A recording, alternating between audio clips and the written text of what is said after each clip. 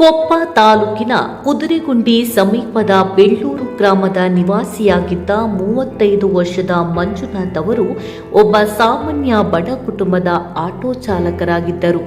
ದಿನದ ಬದುಕಿಗಾಗಿ ದುಡಿದು ತನ್ನ ಪುಟ್ಟ ಕುಟುಂಬವನ್ನು ಸಾಕುತ್ತಿದ್ದ ಶ್ರಮಜೀವಿ. ಆದರೆ ವಿಧಿಯ ಕ್ರೂರ ಆಟಕ್ಕೆ ಅವರು ಬಲಿಯಾದರು. ಆಟೋ ಅಪಘಾತದಲ್ಲಿ ತೀವ್ರವಾಗಿ ಗಾಯಗೊಂಡ ಮಂಜುನಾಥ್ ಅವರಿಗೆ ತಲೆಗೆ ಭಾರೀ ಪೆಟ್ಟು ಬಿದ್ದ ಪರಿಣಾಮ ಮೆದುಳಿನ ಕಾರ್ಯ ಸಂಪೂರ್ಣವಾಗಿ ಸ್ಥಗಿತಗೊಂಡಿತ್ತು.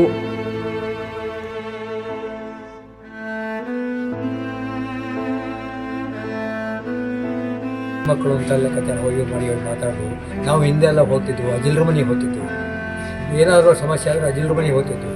ಅಜಿಲ್ರ ತಿರುಗಿ ಹೋದ್ರ ಮೇಲೆ ಇವತ್ತು ನಮಗೆ ದೊಡ್ಡ ದಿಲ್ಲಿನೇ ಇವರು ಅಂಥೇಳಿ, ಇವರು ಕಾರ್ಯಕರ್ತರು ಅಧಿಕಾರದಲ್ಲಿದ್ದಾರೆ ಅಂತ ಹೋಗಿದ್ದೇನಲ್ಲ, ನಮ್ಮ ದನಿನೇ ಇವರು, ನಮ್ಮ ಜಾತಿ ಮಕ್ಕಳು ಅಂತ ಹೋಗಿದ್ದೀವಿ. ಆ ರೀತಿಯಲ್ಲಿ ನನಗೆ ಒಳ್ಳೆಯ ಭಾವನೆ. ಮಂಜುನಾಥ್ ಅವರನ್ನು ಚಿಕಿತ್ಸೆಗಾಗಿ ಮಣಿಪಾಲ ಆಸ್ಪತ್ರೆಗೆ ದಾಖಲಿಸಲಾಗಿತ್ತು. ಈ ವೇಳೆ ಪರೀಕ್ಷಿಸಿದ ವೈದ್ಯರು ಮೆದುಳು ನಿಷ್ಕ್ರಿಯಗೊಂಡಿರುವುದಾಗಿ ಕುಟುಂಬಕ್ಕೆ ತಿಳಿಸಿದರು. ನಂತರ ಕುಟುಂಬದವರು ಕೊಪ್ಪದ ಪ್ರಶಮನಿ ಖಾಸಗಿ ಆಸ್ಪತ್ರೆಗೆ ದಾಖಲಿಸಿದ್ದರು. ಅಂಗಾಂಗ ದಾನದ ಬಗ್ಗೆ ಅಮ್ಮ ಫೌಂಡೇಶನ್ ಸಂಸ್ಥಾಪಕ ಅಧ್ಯಕ್ಷ ಸುಧಾಕರ್ ಎಸ್ ಶೆಟ್ಟಿ ಅವರು ಮಂಜುನಾಥ್ ಕುಟುಂಬಕ್ಕೆ ಮನವರಿಕೆ ಮಾಡಿಕೊಟ್ಟರು. ಪತಿ ಮತ್ತೊಬ್ಬರಲ್ಲಿ ಜೀವಂತವಾಗಿರಲಿ ಎಂಬ ಸಂಕಲ್ಪದೊಂದಿಗೆ ಪತ್ನಿ ಅಪೂರ್ವ ಶೆಟ್ಟಿ ಅವರು ಸರ್ಕಾರದ ಮೂಲಕ ಅಂಗಾಂಗ ದಾನಕ್ಕೆ ಒಪ್ಪಿಗೆ ನೀಡಿದರು.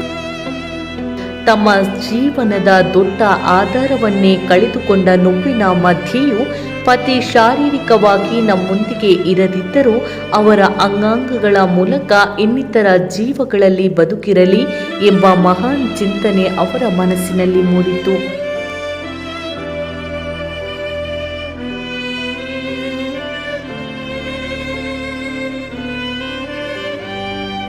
ಎರಡು ಪುಟ್ಟ ಮಕ್ಕಳಿರುವ ಈ ಬಡ ಕುಟುಂಬ ಇಂದು ಅನಿಶ್ಚಿತ ಭವಿಷ್ಯದ ಭಾರದಲ್ಲಿ ನಿಂತಿದೆ. ಆದರೆ ಅವರ ತ್ಯಾಗ, ಅವರ ಮಾನವೀಯತೆ ಅನೇಕ ಕುಟುಂಬಗಳಿಗೆ ಆಶೆಯ ಬೆಳಕಾಗಿ ಪರಿಣಮಿಸಿದೆ. ಈ ದುಃಖದ ಗಳಿಗೆಯಲ್ಲಿ ಅಮ್ಮ ಫೌಂಡೇಶನ್ ಸಂಸ್ಥಾಪಕ ಅಧ್ಯಕ್ಷರು ಹಾಗೂ ರಾಜ್ಯ ಜೆಡಿಎಸ್ ಉಪಾಧ್ಯಕ್ಷರಾದ ಶ್ರೀಯುತ ಸುಧಾಕರ್ ಎಸ್ ಶೆಟ್ಟಿ ಅವರು ದುಃಖಿತ ಕುಟುಂಬದ ಜೊತೆ ನಿಂತರು. ಮಂಜುನಾಥ್ ಅವರ ಮನೆಗೆ ಭೇಟಿ ನೀಡಿ ಕುಟುಂಬಕ್ಕೆ ಸಾಂತ್ವನ ಹೇಳಿ ಅವರ ಅಂತ್ಯಕ್ರಿಯೆಯಲ್ಲಿ ಭಾಗವಹಿಸುವ ಮೂಲಕ ಮೃತ ಆತ್ಮಕ್ಕೆ ಶಾಂತಿ ಕೋರಿ ಗೌರವ ಸಲ್ಲಿಸಿದರು. ಸಾಮಾನ್ಯ ಆಟೋ ಚಾಲಕನಾಗಿದ್ದ ಮಂಜುನಾಥ್ ಅವರು ತಮ್ಮ ಜೀವನದ ಅಂತ್ಯದಲ್ಲಿ ಅಸಾಮಾನ್ಯ ಮಾನವೀಯತೆಯ ಸಂಕೇತವಾಗಿ ಉಳಿದುಕೊಂಡಿದ್ದಾರೆ. ಅವರ ಹೆಸರು ಇಂದು ಕೇವಲ ಒಂದು ವ್ಯಕ್ತಿಯ ಹೆಸರು ಅಲ್ಲ, ಅದು ತ್ಯಾಗ, ಮಾನವೀಯತೆ ಮತ್ತು ಜೀವದ ಮಹತ್ವವನ್ನು ಸಾರುವ ಶಾಶ್ವತ ಸಂದೇಶವಾಗಿದೆ.